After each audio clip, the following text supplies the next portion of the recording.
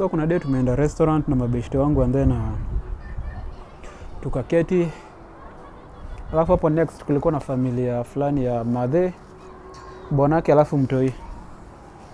So tukiwa hapo tunangoja waiter akuje ndio tumika our orders. Nikasikia mtoi amesema ati mam, ati leo nataka niimbe. Leo siku nataka niimbe. Mamake akamwambia, "Oh, that's good Jimmy."